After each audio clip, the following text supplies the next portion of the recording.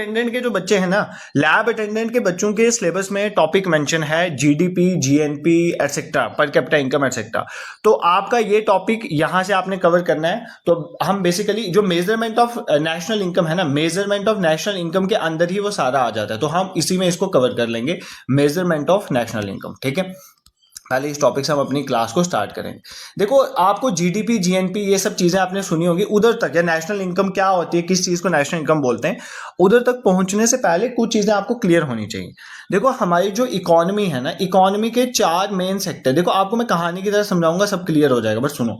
Economy में 4 main sector होते हैं। एक होता है हमारा प्राइवेट सेक्टर, ध्यान से सुनना, एक होता है प्राइवेट सेक्टर, एक होता है गवर्नमेंट सेक्टर, ठीक है, एक होता है गवर्नमेंट सेक्टर, एक होता है हाउस होल्ड सेक्टर। कौन सा? हाउस होल्ड सेक्टर, ठीक है, एक होता है हाउस होल्ड सेक्टर, और चौथा आपका होता है एक्सटर्नल सेक्टर। ठीक है, ये 4 सेक्टर होते हैं इकोनॉमी के। ठीक है, प्राइवेट सेक्टर का, प्राइवेट सेक्टर मान लो मेरा अपना ये इंस्टीट्यूट है, मेरा अपना कोई इंस्टीट्यूट है, तो कोई अगर एक प्राइवेट इंडिविजुअल है या कोई ग्रुप ऑफ इंडिविजुअल है, वो कोई इंटरप्राइज खोलते हैं, तो वो कौन सा आ जाएगा? Private sector. ठीक है, गवर्नमेंट सेक्टर क्या आ जाएगा? जितने भी सारे गवर्नमेंट ऑफिस, वो सारे गवर्नमेंट सेक्टर के अंदर आ जाते हैं, जैसे पब्लिक एडमिनिस्ट्रेशन हो गया, पुलिस हो गया, अगर गवर्नमेंट टीचर, ये सारा गवर्नमेंट सेक्टर आ जाता है। इनको छोड़ के गवर्नमेंट इंस्टीट्यूशंस प्रोडक्शन में भी इन्वॉल्व होते हैं, जैसे आपको पता है कोल इंडिया लिमिटेड जो कोयला प्रोड्यूस कर, इंडियन ऑयल कॉर्पोरेशन, ये सब भी तो गवर्नमेंट ऑफ इंडिया के हैं, ये सारे आ जाते हैं गवर्नमेंट सेक्टर्स। ठीक है, हाउस होल्ड सेक्टर्स क्या होता है? हाउस होल्ड क्या होता है? हाउस होल्ड एक जगह ऐसी होती है जहां की एक कॉमन किचन होती है, जहां से सब खाना खाते हैं, उसको बोलते हैं हाउस होल्ड। तो हाउस होल्ड में बेसिकली जितने भी ह्यूमन बींग्स है वो किस में बिलोंग करेंगे? हाउस होल्ड सेक्टर में।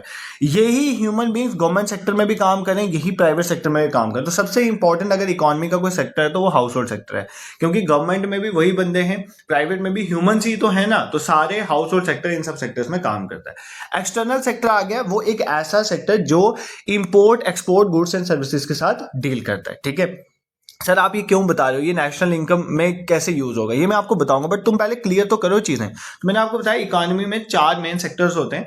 प्राइवेट सेक्टर वो होता है जितने भी हमारी इंटरप्राइजेस है, चाहे वो किसी इंडिविजुअल ने या ग्रुप ऑफ इंडिविजुअल से मिलकर खोली है, वो सारे प्राइवेट सेक्टर में आएंगे। गवर्नमेंट सेक्टर में जितने भी हमारे government office, public administration office आ जाएंगे, या कोई भी ऐसा प्रोडक्शन यूनिट जो गवर्नमेंट लगा रही है, वो सारे गवर्नमेंट सेक्टर बनाएगा। हाउस होल्ड सेक्टर जितने भी ह्यूमन बींग्स हैं वो सारे हाउस होल्ड सेक्टर से बिलोंग करते हैं। हाउस होल्ड मतलब एक घर जहां पर कॉमन किचन होती है। ठीक है, क्यों? काम करने वाले तो हाउस होल्ड सेक्टर के ही है ना सारे। और एक्सटर्नल सेक्टर होता है जो ऐसा सेक्टर जो किससे इंपोर्ट एक्सपोर्ट के साथ गुड्स एंड सर्विसेज को डील करता है। ठीक है, दिस इज क्लियर। अब कुछ और चीजें समझनी है जो हमें नेशनल इनकम में हेल्प करेगी। सबसे पहले मान लो, अगर मैं ध्यान से सुनना है इस कंसेप्ट को, अगर मैं एक इंटरप्राइज खोलता हूं, मतलब एक मेरी कोई कंपनी है, ठीक है, मैं कोई एक कंपनी खोलता हूं, एक इंटरप्राइज को, एक प्राइवेट कंपनी है, कोई भी कंपनी है, उसको चलाने के लिए 4 चीजें आपको चाहिए, 4 इंपॉर्टेंट, जिनको हम फैक्टर्स ऑफ प्रोडक्शन कहते हैं। कोई भी चीज प्रोड्यूस करनी है तो 4 इंपॉर्टेंट चीजें चाहिए। देखो, सबसे पहले एक एंटरप्रेन्योर होगा, ठीक है, कोई एक ऐसा पर्सन होगा ना, कोई एक ऐसा पर्सन होगा जो रिस्क उठाएगा। मान लो मैं कोई एक बिजनेस शुरू करता हूं, तो मैं रिस्क उठा रहा हूं ना उस बिजनेस को शुरू करना, आइडिया किसका है? मेरा। तो सबसे पहले कोई भी कंपनी चलाने के लिए एक एंटरप्रेन्योर की जरूरत होती है। ठीक है, दूसरा, अब एक कंपनी में एंटरप्रेन्योर आ गया, मेरा दिमाग तो आ गया, बट मेरे पास अगर पैसा ही नहीं है लगाने के लिए, तो मैं कैसे प्रोडक्शन करूंगा? तो दूसरी चीज आ जाती है कैपिटल, मतलब पैसा, या जो आप गुड्स इंपॉर्टेंट, जो मान लो कोई एक फैक्ट्री है, तो उस फैक्ट्री में मशीनरी जो लगेगी दैट इज कैपिटल। तो मशीनरी तो खरीदनी है ना, या कोई पैसा लगेगा दैट इज कैपिटल, तो कैपिटल चाहिए, दूसरी चीज। ठीक है, तीसरी चीज होती है नेचुरल रिसोर्सेज। नेचुरल रिसोर्सेज क्या मतलब? मान लो अगर सपोज करो मैंने कहीं पे फैक्ट्री लगानी है, तो मुझे लैंड चाहिए ना उसके लिए, तो लैंड चाहिए, तो लैंड जो है वो किसके में आ जाएगा? नेचुरल रिसोर्सेज में आ जाएगा। ठीक है, और चौथा, अब उस फैक्ट्री में काम करने के लिए मुझे क्या चाहिए? लेबर चाहिए। ठीक है, अगर ये 4 चीजें होगी, these are called the factors of production. Production में जो 4 चीजें यूज होती हैं, that is factors of production. वो 4, एक सबसे पहले कोई भी इंटरप्राइज लगाने में सबसे पहले आपको एंटरप्रेन्योर चाहिए, ठीक है, जो अपना आइडिया शेयर करेगा। ठीक है, दूसरा, उसको पैसा चाहिए, कैपिटल चाहिए। ठीक है, दूसरी चीज, तीसरी, काम करने में लेबर चाहिए, और चौथा नेचुरल रिसोर्स, लैंड चाहिए ना जहां पे लगाओगे। ठीक है, अब देखो इनको क्या मिलता है। मान लो अगर एंटरप्रेन्योर है, मान लो मैं हूं एंटरप्रेन्योर, मेरा आइडिया शेयर किया है, तो मैं जब कंपनी चलने लगेगी मेरी, तो मैं क्या लूंगा? कंपनी से प्रॉफिट लूंगा। ठीक है, मान लो किसी ने पैसा लगाया हुआ, तो वो क्या लेगा? उस पैसे के बदले इंटरेस्ट लेगा। ठीक है, उस पैसे के बदले क्या लेगा? इंटरेस्ट लेगा। और मान लो जो लैंड हम यूज करें, तो लैंड के लिए हमें रेंट देना पड़ेगा। और मान लो जो लेबर वहां पर काम करिए, लेबर को क्या मिलेंगे? वेजेस मिलेंगे। ठीक है, ये जो मैं चीजें बता रहा हूं ना, ये आपका एक मेथड है आगे। ठीक है, प्रोडक्शन मेथड जो है एक जीडीपी कैलकुलेशन का, उसमें बस ये 4 चीजें अगर आपको पता है ना, तो उससे जीडीपी कैलकुलेट हो जाती है। तो इनको समझो, मतलब इस कंसेप्ट पे टाइम दो। ये मतलब नेशनल इनकम के जो टॉपिक है जीडीपी, जीएनपी, ये डिफिकल्ट नहीं है, बट आपको कंसेप्ट क्लियर होना चाहिए। अभी तक हमने क्या पढ़ा? मान लो हमने क्या किया, हम हमारे पास 4 सेक्टर है प्रोडक्शन के, एक प्राइवेट सेक्टर है, गवर्नमेंट सेक्टर है, एक इंपोर्ट एक्सपोर्ट वाला सेक्टर है जिसको एक्सटर्नल, एक हाउस होल्ड सेक्टर है।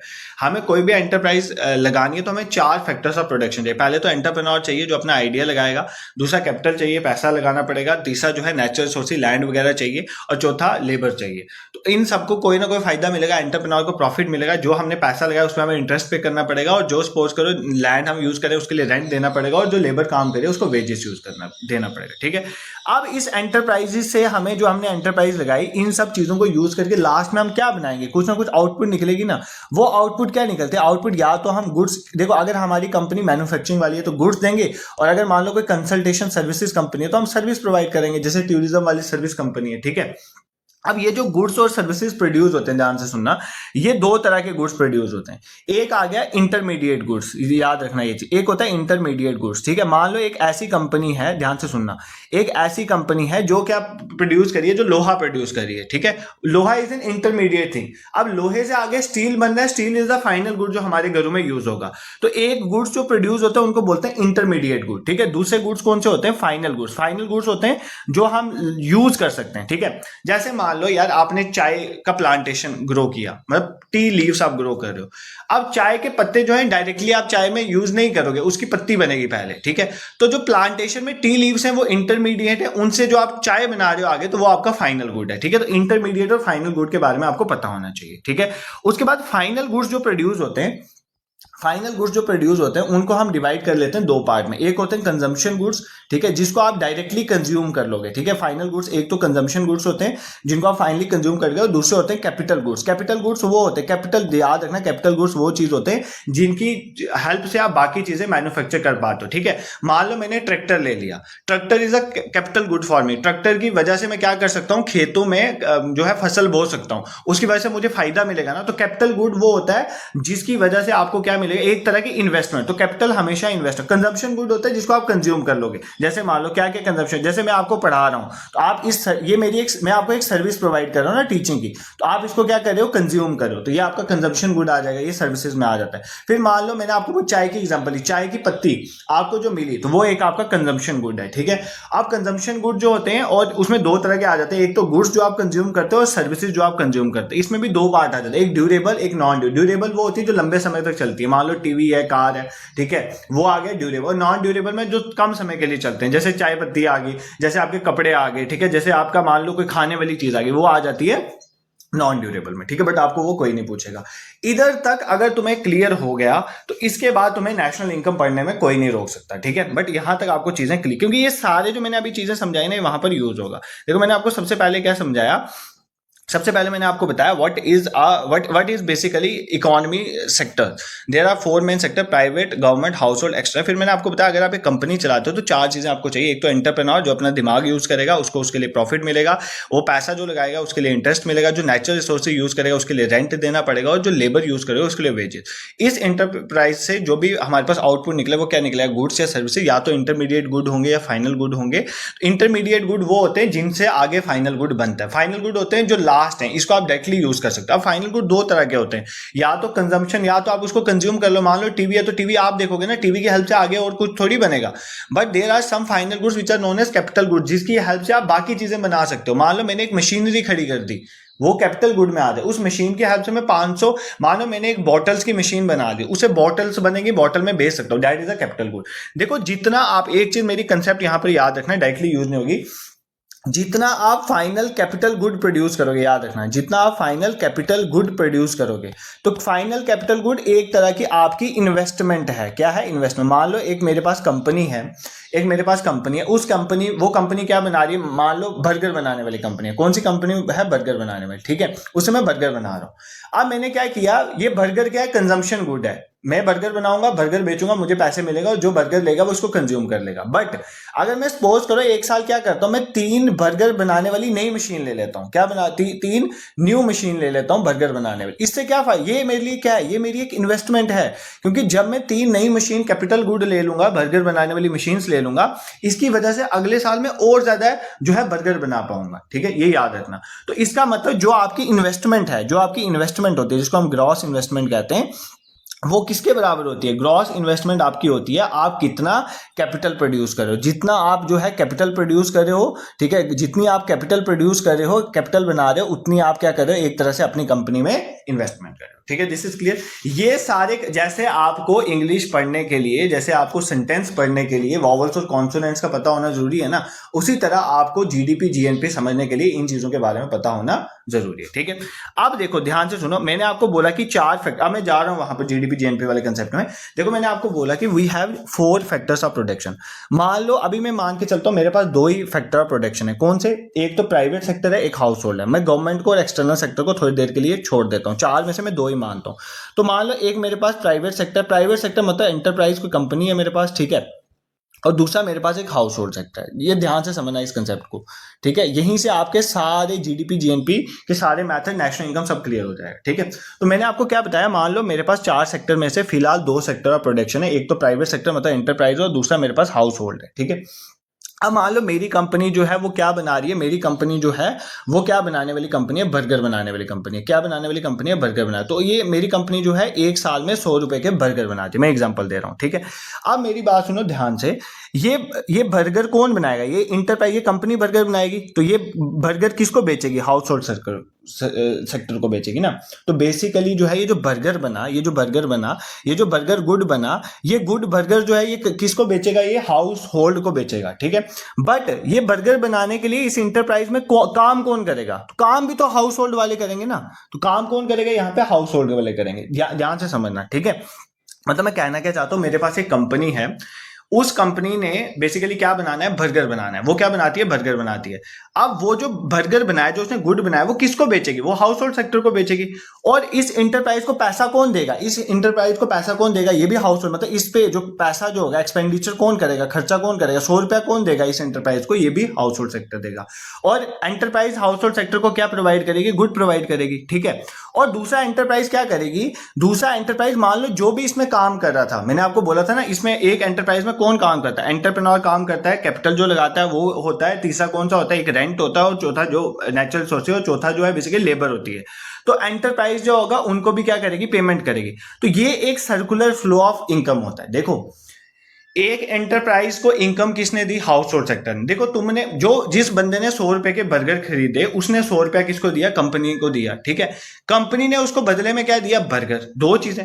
और तीसरा, उस कंपनी ने 100 रुपया क्या किया? उस कंपनी ने 100 रुपया 4 बंदों में बांट दिया। कौन से 4 बंदे? एक तो एंटरप्रेन्योर जिसने बेसिकली आइडिया लगाया था, दूसरा जिसने कैपिटल इन्वेस्ट करी थी उसको 100 रुपए में से कुछ पार्ट दे दिया, और एक जो है उसने जो जमीन जिसकी ली थी उसको रेंट पे कर दिया, और चौथा जो है जो लेबर लगी थी उस लेबर को क्या दे दिया? वेज दे दिया। तो बेसिकली जो आपका 100 रुपया है वो बेसिकली 3 तरह से हम उसको पढ़ सकते हैं कि वो कहां गया, ठीक है। यही 3 मेथड होते हैं आपके जीडीपी को कैलकुलेट करने में। जीडीपी क्या होती है, ठीक है, इसको समझना। ये बेसिकली ये बहुत अच्छा कंसेप्ट मैं आपको समझाया। देखो जीडीपी क्या होती है? जीडीपी की सबसे पहले फुल फॉर्म होती है ग्रॉस डोमेस्टिक प्रोडक्ट। क्या? Gross domestic product. क्या? Gross domestic product. मतलब एक साल के अंदर, क्या मैं क्या कह रहा हूं ध्यान से सुनना, एक साल के अंदर एक साल के अंदर एक देश के अंदर कितने रुपए की गुड्स और सर्विसेज प्रोड्यूस हो रही हैं, that is known as GDP. मतलब सिंपल वर्ड्स में बोलूं तो एक साल के अंदर एक देश के अंदर कितनी पैसों की गुड्स एंड सर्विसेज प्रोड्यूस हो रही हैं उसको क्या बोलेंगे? जीडीपी। तो अगर मैं सिंपल इसको बोलूं तो total value of goods and services produced within the domestic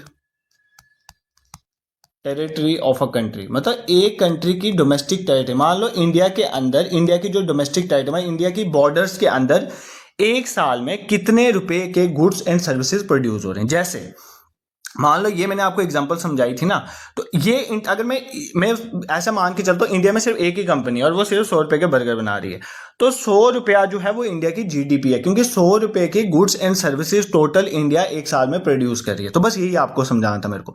अब यहां पर मैंने आपको 3 तरह से समझाया। क्या?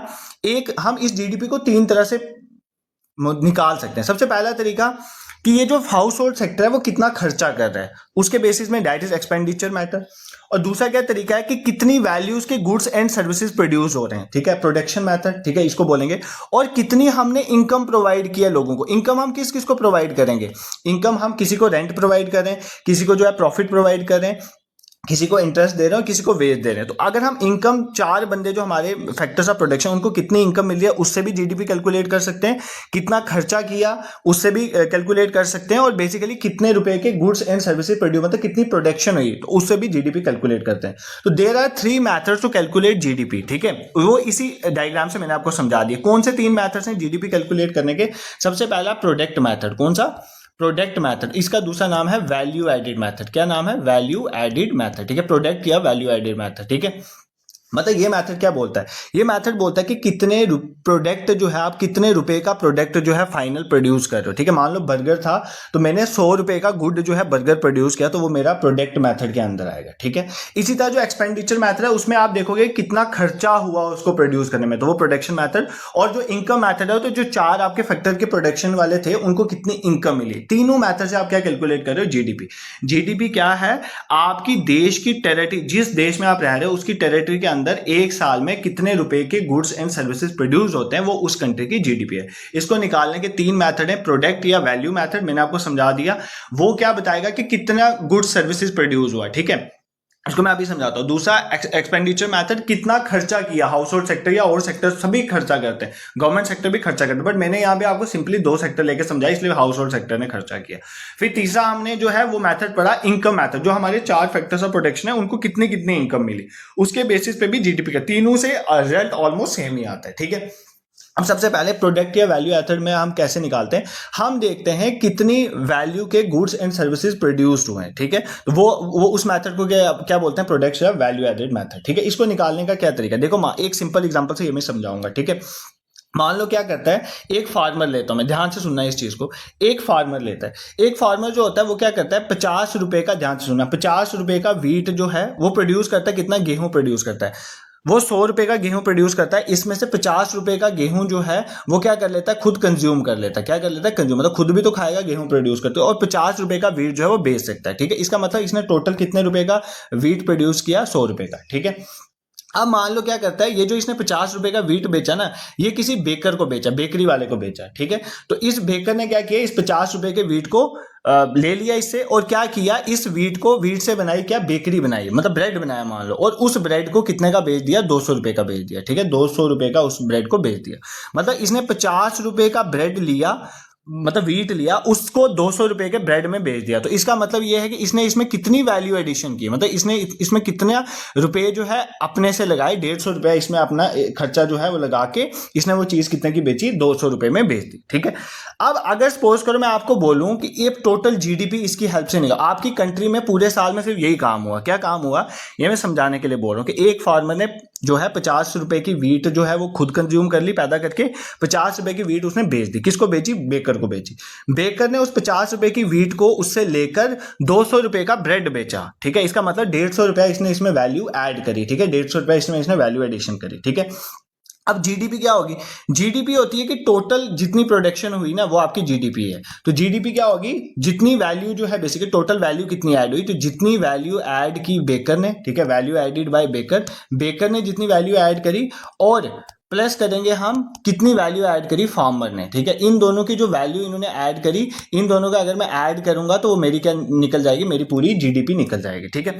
अब ध्यान से सुनो कि किसने कितनी एडिशन की। देखो फार्मर ने कितना प्रोड्यूस किया, फार्मर ने 100 रुपया प्रोड्यूस किया, तो फार्मर की जो वैल्यू एडिशन है उसकी प्रोडक्शन जो है 100 रुपया, बेशक उसने कंज्यूम किया या जो भी किया, कुछ कंज्यूम कर लिया, कुछ जो है उसने बेच दिया, बट उसने कितनी प्रोडक्शन करी, 100 रुपए की प्रोडक्शन करी।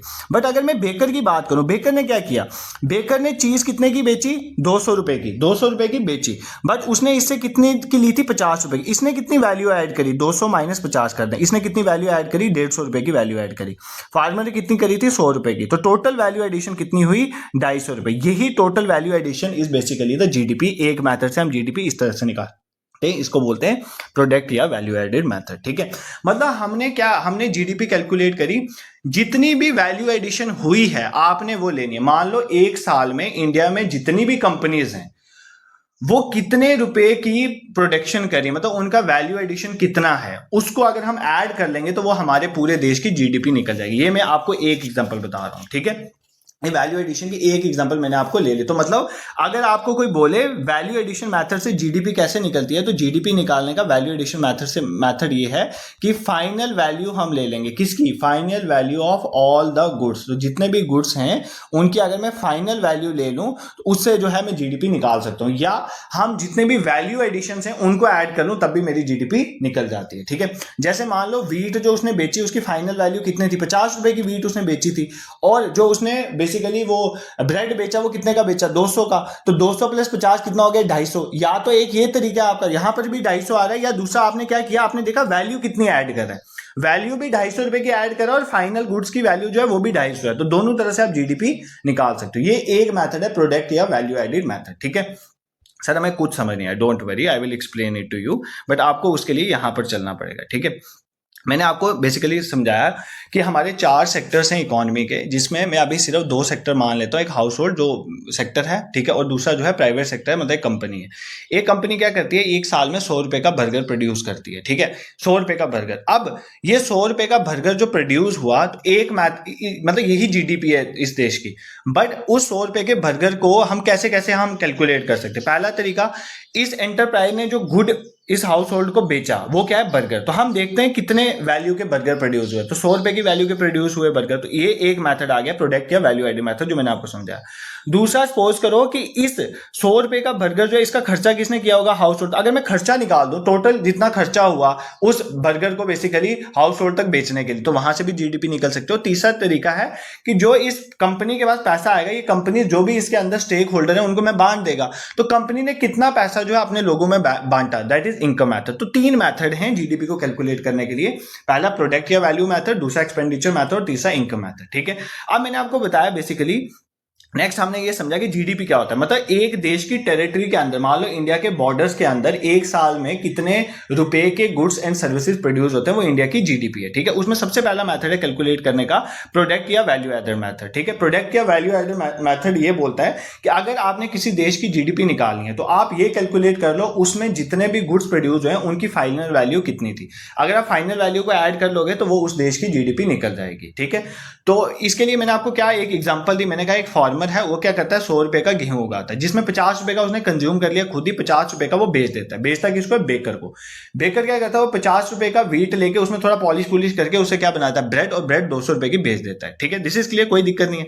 अब आप जीडीपी कैसे निकालोगे, 2 तरीके से इसमें भी जीडीपी निकाल सकते। एक, आप क्या करो, जितनी भी वैल्यू एडिशन की है, जिसने जो वैल्यू एडिशन किया उसको ऐड कर लो। मान लो बेकर ने क्या वैल्यू एडिशन की, बेकर ने 50 रुपए का वीट लिया था, 200 का बेचा, तो वैल्यू कितनी ऐड करी, 200 माइनस 50 डायरेक्टली 150। और फार्मर ने क्या वैल्यू ऐड करी, फार्मर ने 100 रुपए की ही चीज प्रोड्यूस, फार्मर डायरेक्टली प्रोड्यूस करा, इसने 100 रुपए की इसने प्रोड्यूस करी, और 150 प्लस 100 कितना हो गया, 250। एक तो ये तरीका। दूसरा क्या कर सकते हो आप, जितने भी आपके फाइनल गुड प्रोड्यूस हुए ना उनकी वैल्यू ले लो, ठीक है। जो फार्मर ने फाइनल गुड प्रोड्यूस किया वो 50 रुपए का, ठीक है, जो उसने बेचा है बेकर को। और जो बेसिकली उसने बेकर ने प्रोड्यूस किया वो 200 रुपए का, क्यों, उसने 200 रुपए का बेचा। तो 200 और 50 दोनों का ऐड कर लो, 250। तो मतलब दोनों तरह से आप क्या निकाल, दोनों का आंसर सेम आया ना, इसको बोलते हैं प्रोडक्ट या वैल्यू एडेड मेथड, ठीक है। दिस इज क्लियर, यहां पर कोई दिक्कत नहीं है। दूसरा मैंने आपको बताया एक मेथड होता है इनकम मेथड। अब इनकम मेथड से आप जीडीपी कैसे निकाल सकते हो, देखो इनकम मेथड ये बोलता है, मैंने आपको बोला कि जो एक इंटरप्राइज, अभी आपको मैंने इंटरप्राइज समझाया था, इंटरप्राइज जो है, इंटरप्राइज में 4 बंदे जो है इन्वॉल्व है, ठीक है। पहले कौन इन्वॉल्व है, एंटरप्रेन्योर, ठीक है, एंटरप्रेन्योर इन्वॉल्व है यहाँ पर। दूसरा कौन इन्वॉल्व है, जिसने कैपिटल लगाई हुई है, पैसा लगा हुआ है जो, ठीक है। तीसरा कौन सा है, मान लो लैंड है जो रेंट देना है, और चौथा कौन सा है, मान लो लेबर है, ठीक है। अब देखो जो भी 100 रुपए का बर्गर प्रोड्यूस हुआ था वो पैसा सारा किसके पास है, इंटरप्राइज के पास। अब इंटरप्राइज क्या कर देगा, इन चारों में बांट देगा। तो आप देख लो कि चारों को कितनी कितनी इनकम मिली, उससे भी तो आपकी जीडीपी निकल जाएगी। तो एंटरप्रेन्योर को क्या मिलता है, देखो आपको मैंने ऑलरेडी बता दिया, जो एंटरप्रेन्योर है वो प्रॉफिट ले जाता है, ठीक है। जो लैंड वाला है वो रेंट ले जाएगा, जो लेबर वाला है वो क्या ले जाएगा, वेज ले जाएगा, और जो सपोज करो कैपिटल वाला है वो क्या ले जाएगा, कैपिटल वाले को इंटरेस्ट मिलता है। तो अगर मैं इन चारों को ऐड कर दूं तो मेरी इनकम निकल जाएगी। तो जो हम इनकम मेथड से जीडीपी निकालते हैं उसको निकालने का तरीका होता है इन चारों को ऐड कर दो, किसको, मतलब वेज कितना मिला प्लस इंटरेस्ट कितना मिला, ठीक है, उसके बाद प्रॉफिट कितना मिला, बस इन चारों को ऐड करो, मैं प्रॉफिट कितना मिला और रेंट कितना मिला, ठीक है। इन चारों को मैं अगर ऐड कर दूंगा तो ये भी मेरे एक मेथड से जीडीपी निकल जाएगी। That method is known as that is income method. मतलब कितने जो चार मेन फैक्टर ऑफ प्रोडक्शन, उनको कितनी कितनी इनकम मिली। एक कंपनी में यही तो चार बंदे हैं ना हम, तो इन चारों को जितना पैसा मिला उतने रुपए के तो गुड सर्विसेज प्रोड्यूस हुए ना। तो बस, तो जीडीपी कैसे निकलेगी? वेज, इंटरेस्ट, प्रॉफिट और रेंट से। अगर आपको ये याद नहीं रहेगा तो आप विप्रो फॉर्मूला से याद करें। विप्रो वर्ड सुना है ना, विप्रो कंपनी है, उधर से याद कर सकते हो। तो विप्रो को ओ छोड़ दो तो विपर से याद कर सकते हो। मतलब वेजेस, इंटरेस्ट, प्रॉफिट और रेंट, अगर ये चारों को कैलकुलेट कर दोगे तो तुम्हें पता चल जाएगा टोटल जीडीपी कितनी है किसी कंट्री की। ये दूसरा मेथड है, दैट इज इनकम मेथड। ठीक है, यहां भी कोई दिक्कत नहीं है आपको। ठीक है, देखो यार समझ आना चाहिए आपको। मेरा यही मतलब मोटो है कि आपको ये टॉपिक अच्छे से क्लियर हो जाए, इस तरह से क्लियर हो जाए कि लेटेस्ट ट्रेंड के मुताबिक अगर आपको डीप क्वेश्चन भी पूछे तो आप कर लो। तीसरा मेथड जो है, मैंने आपको बोला, मैंने आपको तब जो सर्कुलर फ्लो ऑफ इनकम, इस जो डायग्राम को बोलते हैं, इसको बोलते हैं सर्कुलर फ्लो ऑफ इनकम। ठीक है, ये नहीं बोलना बताया, इसको बोलते हैं सर्कुलर फ्लो ऑफ इनकम। मतलब सर्कुलर फ्लो ऑफ इनकम क्यों? इंटरप्राइज जो है वो प्रोड्यूस कर रही है गुड्स या सर्विस, किसको दे रही है? हाउस होल्ड सेक्टर को। हाउस होल्ड सेक्टर जो है पैसा किसको दे रहे हैं? दैट इज इंटरप्राइज को। इंटरप्राइज जो है, जो बेसिकली जो उसमें फैक्टर्स ऑफ प्रोडक्शन में इन्वॉल्व थे, उनको वापस वो पैसा डिवाइड करे, तो मतलब वो भी ऑटोमेटिकली हाउस होल्ड सेक्टर में जा रहा है। तो ये इनकम जो है फ्लो कर रही है, तीन डायरेक्शन से फ्लो हो रही है। आप मतलब इसका मतलब तीन तरह से जीडीपी निकाल सकते हैं, इनकम मेथड से, एक्सपेंडिचर मेथड से, और तीसरा जो है प्रोडक्ट या वैल्यू एडिड मेथड से। प्रोडक्ट या वैल्यू एडिड मेथड मैंने आपको समझा दिया, इनकम मेथड आपको मैंने समझा दिया, और तीसरा मेथड ऑफ जो जीडीपी कैलकुलेशन है that is known as expenditure method. कौन सा मेथड है? Expenditure method. ठीक है यार, आप सिंपल देख लो खर्चा कितना हुआ, जितना खर्चा हुआ उस गुड्स एंड सर्विसेज में। ठीक है, उस गुड्स एंड सर्विसेज को मार्केट में लाने में, मार्केट में जो इसने कंज्यूम किया उधर तक पहुंचाने में जितना खर्चा हुआ, आप उस सारे खर्चे को ऐड कर दोगे तो आपका क्या निकल जाएगा? आपकी जीडीपी निकल जाएगी। अब खर्चा करेगा कौन? तो चार सेक्टर्स हैं, तो चारों सेक्टर खर्चा कर सकते हैं। चार सेक्टर कौन से? प्राइवेट सेक्टर, ठीक है, वो भी खर्चा करेगा। ठीक है, उसके बाद जो है दूसरा आपका हाउस होल्ड सेक्टर, ये भी खर्चा करेगा। ठीक है, तीसरा हमने कौन सा पढ़ा है? प्राइवेट से। तीसरा गवर्नमेंट सेक्टर, गवर्नमेंट भी खर्चा करती है। ठीक है, गवर्नमेंट भी खर्चा करती है, गवर्नमेंट सेक्टर। और चौथा जो है हमारा एक्सटर्नल सेक्टर। तो यही तो चार सेक्टर हैं, ये चारों सेक्टर जितना खर्चा करेंगे उन सारे खर्चे को ऐड कर दो, जीडीपी निकल जाए। अब आप बोलोगे सर वहां तो हाउस होल्ड ही खर्चा कर रहा था। भाई हाउस होल्ड इसलिए खर्चा कर रहा था, तुम्हें समझाने के लिए मैंने सिर्फ दो सेक्टर लिए थे, बट खर्चा तो गवर्नमेंट भी करती है ना। क्या गवर्नमेंट कैपिटल गुड्स नहीं प्रोड्यूस? क्या गवर्नमेंट ट्रेन नहीं बना रही ताकि लोगों को इजिली एक जगह से दूसरी जगह? क्या गवर्नमेंट के एरोप्लेन नहीं चलते, हेलीकॉप्टर्स नहीं चलते? तो गवर्नमेंट भी तो खर्चा कर रही है ना। तो गवर्नमेंट सैलरीज नहीं मिल रही, तो आप क्या करो? एक्सपेंडिचर कैलकुलेट कर लो, गवर्नमेंट सेक्टर का भी, प्राइवेट सेक्टर का भी, हाउस होल्ड सेक्टर का भी, एक्सटर्नल से। अगर चारों का आप खर्चा कैलकुलेट कर दोगे तो आपको उसको क्या मिल जाएगा? आप इससे भी जीडीपी कैलकुलेट कर सकते। जैसे हाउस होल्ड सेक्टर किस में खर्चा करेगा? हाउस होल्ड सेक्टर सारा कंजम्पशन में खर्चा करता है। ठीक है, मान लो उसने बर्गर खाना, उसने बर्गर की मशीन नहीं लेनी है किसी हाउस होल्ड वाले में। जो प्राइवेट सेक्टर है वो दोनों में कर सकता है, वो कुछ कंजम्पशन में भी खर्चा कर सकता है और कैपिटल में भी कर सकता है। तो वो कैपिटल खर्चा भी कर सकता है, और इसलिए मैंने आपको ये चीजें पहले ही पढ़ा दी थी। ठीक है, क्योंकि मुझे पता था बाद में तुम्हें दिक्कत आई। अब गवर्नमेंट सेक्टर, गवर्नमेंट कंज्यूम भी कर सकता है चीजें, डायरेक्ट सर्विसेज प्रोवाइड कर सकता है, कैपिटल। तो गवर्नमेंट में कैपिटल पर कंजम्पशन दोनों होता है। और एक्सपोर्ट सेक्टर जो होता है वो भी कंजम्पशन और कैपिटल गुड्स दोनों। मान एक्सपोर्ट सेक्टर में क्या आ जाता है? आप चीजों का एक्सपोर्ट इंपोर्ट करते हो। मान लो मैंने इंडिया से बाहर चीजें, गुड्स एंड सर्विसेज बेचनी है या बाहर से लेनी है, तो वो किसमें आ जाता है? External sector. तो अगर आप चारों के खर्चे को ऐड कर दोगे तो वहां से जीडीपी निकल जाएगी। तो अगर आपने एक्सपेंडिचर मेथड से जीडीपी निकालनी है तो उसका बेस्ट तरीका है कंजम्पशन से जो खर्चा हुआ प्लस इन्वेस्टमेंट से खर्चा जो हुआ, ठीक है, CIG पे, प्लस गवर्नमेंट जो खर्चा हुआ, और प्लस जो है आपका एक्सपोर्ट माइनस इंपोर्ट। तो अगर आप ये ले लोगे तो इससे भी जीडीपी कैलकुलेट हो जाएगी। ठीक है, ये आ गया कंजम्पशन में खर्चा। ठीक है, कंजम्पशन कौन कर रहा है? House hold sector. ये आ गया इन्वेस्टमेंट में खर्चा, इन्वेस्टमेंट कौन कर रहा है? प्राइवेट सेक्टर, क्योंकि उसने फायदा लेना है। ये आ गया गवर्नमेंट एक्सपेंडिचर, गवर्नमेंट दोनों में करती है, कंजम्पशन में भी करती है और कैपिटल में भी करती है। प्लस एक्सपोर्ट माइनस इंपोर्ट, मतलब जितना एक्सपोर्ट उसमें से इंपोर्ट को माइनस कर दोगे तो that is known as the total expenditure, जो आपको हेल्प करेगा किसमें कैलकुलेट करने में? जीडीपी कैलकुलेट करने में। ठीक है, दिस इज क्लियर, कोई दिक्कत तुम्हें यहां पर नहीं होनी चाहिए। ठीक है, ये क्या है? C stand for consumption expenditure.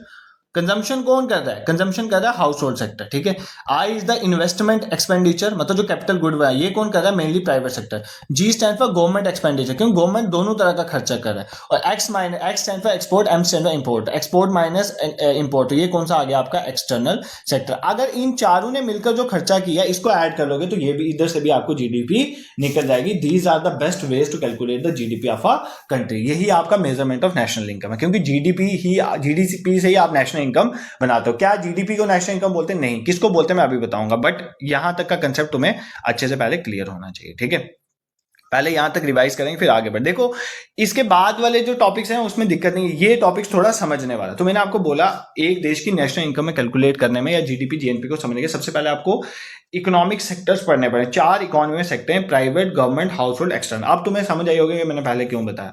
तो मान लो अगर कोई आप एक कंपनी लगाते हो, वहां पर 4 चीजें चाहिए। एक तो एंटरप्रेन्योर चाहिए, एक आपको लेबर चाहिए, एक आपको लैंड चाहिए और एक आपको कैपिटल चाहिए। ठीक है, एंटरप्रेन्योर जो उसको प्रॉफिट मिलेगा, लेबर को वेजेस मिलेगी, कैपिटल को इंटरेस्ट मिलेगा जिसने कैपिटल लगाई, और जिसकी लैंड है उसको रेंट मिलेगा। ठीक है, इससे आपका गुड मिलेगा। ठीक है, गुड्स एंड सर्विस। अब गुड्स को कैपिटल और कंजम्पशन गुड्स कहते हैं। ठीक है, फिर मैंने आपको एक सर्कुलर फ्लो ऑफ इनकम, इस डायग्राम को क्या बोलते हैं, सर्कुलर फ्लो ऑफ इनकम, लिख भी देता हूं यहां पे। ठीक है, देखो भाई समझाना मेरा काम है, इसके बाद पढ़ना आपका काम है। इसको सब्सटीट्यूट करो बुक्स के साथ, एनसीईआरटीज को यूज करो या स्टैंडर्ड बुक को यूज करो, या आपके पास कोई नोट्स हैं जहां मर्जी से पढ़ो। आपको एक बार इकोनॉमी की कंसेप्ट समझ आ गया, आप कहीं से भी यूज करोगे तो चीजें हो जाएंगी। ठीक है, अब देखो सबसे पहले मैंने यहाँ पर सिर्फ 2 सेक्टर लिए, एक प्राइवेट और एक हाउस होल्ड सेक्टर। मैंने गवर्नमेंट और एक्सटर्नल सेक्टर को थोड़ी देर के लिए बंद कर दिया। मैंने आपको बोला एक ही कंपनी है, वो एक साल में 100 रुपए के बर्गर प्रोड्यूस करती है। ठीक है, अब वो 100 रुपए का बर्गर जो प्रोड्यूस करेगी उससे हम जीडीपी कैसे कैलकुलेट करेंगे, तो हम देखेंगे कितनी प्रोडक्शन के बर्गर प्रोड्यूस, 100 रुपए के प्रोड्यूस हुए तो जीडीपी 100 रुपए। दूसरी तरह हम कैसे कैलकुलेट करते हैं, वो बर्गर जिसने खरीदा होगा उसमें कितना खर्चा किया, मतलब उसने 100 रुपए दिया तो उसके खर्चे से हम निकाल सकते हैं। ठीक है, दैट इज नॉट एक्सपेंडिचर में। और तीसरा, उस कंपनी में जो 4 फैक्टर प्रोडक्शन उनको कितनी कितनी इनकम मिली, वहां से भी हम निकाल। तो तीनों तरह से हम जीडीपी कैलकुलेट कर सकते हैं। तो there are 3 method, first one is income method, दूसरा एक्सपेंडिचर मेथड, तीसरा प्रोडक्ट या वैल्यू एडेड मेथड। ठीक है, और मैंने आपको समझा दिया जीडीपी क्या होता है। GDP is gross domestic product. ठीक है, डोमेस्टिक होता है with in the domestic territory of India. Gross और नेट का फर्क मैं अभी बताऊंगा। ठीक है, ये मैं आपको क्लियर करूंगा। तो जीडीपी मतलब क्या होता है, कितनी वैल्यूज के गुड्स एंड सर्विसेज प्रोड्यूस हुए हैं एक कंट्री की डोमेस्टिक टेरिटरी। अब डोमेस्टिक टेरिटरी क्या होती है ये भी बताता हूँ, रुक जाओ अभी। ठीक है, पहले ये तीनों मैथड समझो जीडीपी कैलकुलेशन की, फिर बताता हूँ। ठीक है, उसमें सबसे पहला मैथड है प्रोडक्ट या वैल्यू एडेड मैथड। ये कहता है कि अगर आपको जीडीपी कैलकुलेट करनी है, आप देख लो कि फाइनल वैल्यू ऑफ गुड्स कितने प्रोड्यूस हुए। ठीक है, मान लो मैंने फार्मर और बेकर की बताया था। फार्मर ने 50 रुपए का व्हीट प्रोड्यूस किया बेचने के लिए, और बेकर ने 200 रुपए की जो है ब्रेड बेची। तो 200 प्लस 50 250, तो फाइनल वैल्यू ऑफ गुड 250 है।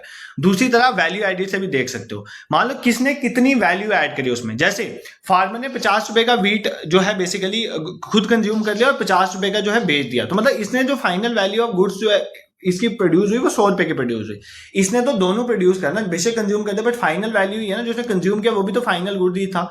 बट जो बेकर है उसने क्या किया, 50 रुपए की चीज जो है वो बेची कितने की, 200 रुपए में। इसका मतलब इसने कितनी वैल्यू ऐड करी, 200 माइनस 50 दैट इज 150। तो यहां से भी 150 प्लस 100 250 आ रहा है, और यहां से भी 250 आ रहा है। ठीक है, दिस इज क्लियर। दूसरा आपको मैंने बता दिया इनकम मेथड। इनकम मेथड ये बोलता है कि जो भी 4 फैक्टर्स ऑफ प्रोडक्शन वाले थे उनको कितनी कितनी इनकम मिली।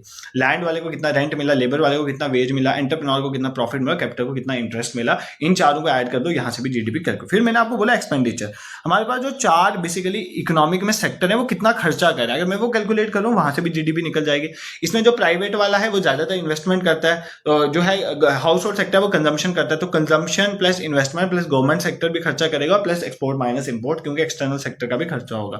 तो ये सारे से हम जीडीपी कैलकुलेट कर सकते हैं। ठीक है, अब सर आपने जीडीपी तो समझा दी, आपने बोला जीडीपी क्या होता है, एक साल के अंदर, एक साल के लेके चलते हैं, कितनी वैल्यूज के गुड्स एंड सर्विसेज जो हैं एक कंट्री के अंदर प्रोड्यूस होते हैं, डोमेस्टिक टेरिटरी के अंदर प्रोड्यूस होते हैं। ठीक है, अब डोमेस्टिक टेरिटरी का मतलब क्या होता है, देखो डोमेस्टिक टेरिटरी का मतलब एक तो हमारी बॉर्डर एरिया, वो तो आएंगे सारे, ध्यान से सुनना। मतलब इंडिया की जो पूरा बॉर्डर है ना, अंडमान निकोबार, लक्षद्वीप और हमारे बॉर्डर, ये तो डोमेस्टिक टेरिटरी में आते ही हैं। ठीक है, इसको छोड़ के डोमेस्टिक टेरिटरी में क्या आते हैं, ठीक है, हमारे जो टेरिटोरियल वाटर्स हैं। ठीक है, आपको पता है इंडिया के जो आगे पीछे वाला टेरिटोरियल वाटर्स का एरिया है, वहां पर भी जो इंडिया में जो भी प्रोडक्शन होगी वो भी हमारी जीडीपी में आती है। डायरेक्टली यूपीएससी ने क्वेश्चन पूछा हुआ था, ठीक है, कौन कौन आता है ये पढ़ लो। हमारे जो शिप्स हैं, समुद्री जहाज हैं, हमारे जो एयरक्राफ्ट हैं, ठीक है, ये भी हमारी जो किस में आते हैं, एयरक्राफ्ट जो है वो भी हमारी डोमेस्टिक टेरिटरी में आते हैं। ठीक है, फिर हमारे जो ऑयल और नेचुरल गैस प्लांट हैं, ठीक है, जो भी मान लो हमारे जहां भी ऑयल एंड नेचुरल गैस के अगर प्लांट हैं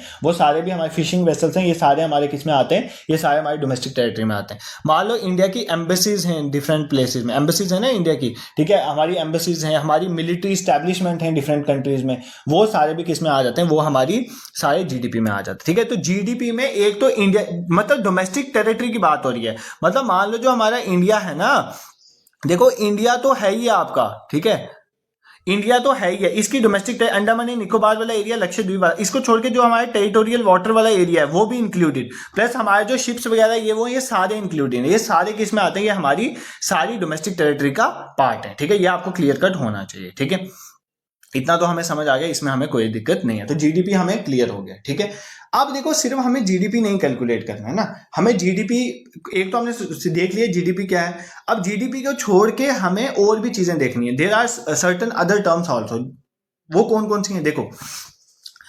अब सबसे पहले एक जीडीपी और एनडीपी में फर्क देखते हैं। GDP stands for gross domestic product.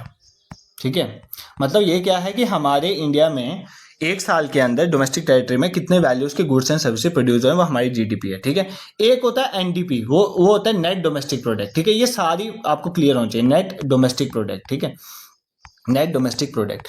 अब एनडीपी कैसे निकलता है, एनडीपी होता है नेट डोमेस्टिक प्रोडक्ट। अगर आपको निकालना है तो आप जीडीपी में से क्या माइनस कर दो, डेप्रिसिएशन माइनस कर दो। क्या माइनस कर दो, डेप्रिसिएशन। ठीक है, मान लो अगर मैं मान के चलता हूं, ध्यान से सुनना इस कंसेप्ट को, मान लो मैंने क्या किया, मेरे पास एक ही वही बर्गर बनाने वाली मशीन है और मेरी जीडीपी 100 रुपए है मेरी कंट्री की। ठीक है, मान लेते हैं, ठीक है, 100 रुपए। अब वो बर्गर बनाने वाली जो मशीन है, वो बर्गर जो मशीन बना रही है, उसकी हर साल वैल्यू कम होती जाएगी, होगी कि नहीं होगी, हर साल वैल्यू कम होती जाएगी ना। मान लो क्या है कि मान लो जितनी बर्गर मशीन बनाने वाली इस साल अच्छा काम करेगी, वो अगले साल कम अच्छा काम होगी, कम बर्गर पड़े, उससे अच्छा अगले साल और कम। जैसे आप गाड़ी लेते हो, गाड़ी जैसे ही शोरूम से बाहर आती है तो उसकी वैल्यू डेप्रिशिएट होना शुरू हो जाती है ना, इसको बोलते हैं डेप्रिसिएशन। तो ग्रॉस में बेसिकली डेप्रिसिएशन डाली हुई है, और नेट डोमेस्टिक प्रोडक्ट में हम क्या करते हैं, जो भी उसमें डेप्रिसिएशन है वो हम माइनस करते चलते हैं हर साल। ठीक है, इसको बोलते हैं नेट डोमेस्टिक प्रोडक्ट। तो जब भी ग्रॉस से नेट में जाना, आपने क्या करते हैं, डेप्रिसिएशन को माइनस। डेप्रिसिएशन क्या होता है, depreciation basically decrease in the value of capital goods. तो कैपिटल गुड्स की वैल्यू हर साल डिक्रीज होती जाती है। मान लो मशीनरी है, उसकी हर साल वैल्यू जो है वो डेप्रिशिएट होती जाती है। तो जीडीपी से एनडीपी में जाना है तो हमने क्या करना है, हमने बेसिकली क्या लेना है, उसमें से डेप्रिसिएशन को माइनस कर देना। बस इतना आपको क्लियर रखना है, अगर पेपर में क्वेश्चन आए तो आपको क्लियर होना चाहिए। ठीक है, बट यार एक चीज, ये ना कंसेप्ट, जीडीपी का कंसेप्ट इतना अच्छा कंसेप्ट नहीं है। क्यों, मैं आपको बताता हूं कैसे। देखो मान लो मैंने आपको बोला जीडीपी क्या होता है कि इंडिया की टेरिटरी के अंदर जितने भी गुड्स एंड सर्विसेज की जो है कंपनीज प्रोड्यूस कर रही है, उनकी वैल्यूज हमें देखनी है। तो मान लो इंडिया के अंदर एप्पल की कंपनी भी है। ठीक है, एप्पल का मैन्युफैक्चरिंग प्लांट भी इंडिया में है। अब एप्पल की कंपनी जो यहाँ पर गुड्स प्रोड्यूस करी है, मतलब एप्पल के जो फोन प्रोड्यूस करी है, इसका जो पैसा होगा वो इंडिया में रहेगा कि बाहर जाएगा, वो बाहर जाएगा। जिसकी कंपनी है वो इसका पैसा ले जाएगा, स्टीव जॉब्स पैसा ले जाएगा। ठीक है, तो बेसिकली इससे हमें थोड़ी फायदा होगा। मतलब जीडीपी में, जीडीपी क्या होता है, टेरिटरी की बात है, मतलब बाउंड्रीज की बात है। इंडिया की बाउंड्री के अंदर जितने भी रुपए की गुड्स एंड सर्विसेज प्रोड्यूस हो रहे हैं वो सारे जीडीपी में आते हैं। बट इसमें तो इंडिया में कुछ ऐसी कंपनीज हैं जो कंपनीज हमारी नहीं है, कई डिफरेंट कंट्रीज में यहाँ पे कंपनी है, उसमें जो पैसा प्रोड्यूस होगा वो तो यहाँ रुकेगा नहीं, वो हमारे लोगों का थोड़ी पैसा है, वो तो उनका पैसा है, वो तो पैसा लेके चले जाएंगे। तो जीडीपी किसी देश की अच्छी पिक्चर रिप्रेजेंट नहीं करता है, क्योंकि इसमें वो पैसा भी आ जाता है जो बाहर की कंपनीज इंडिया में कमा रही हैं, और इसमें वो पैसा नहीं आता है जो हमारी कंपनीज, मान लो एक मुकेश अंबानी की एक कंपनी जो है वो यूएई में है, तो वो कंपनी वहां से जो पैसा कमा रही है वो उस देश की जीडीपी में आ रहा है, वो इंडिया की जीडीपी में तो आ ही नहीं रहा, क्योंकि वो इंडिया की टेरिटरी के अंदर तो है ही नहीं। ठीक है, ये आप समझ रहे हो ना।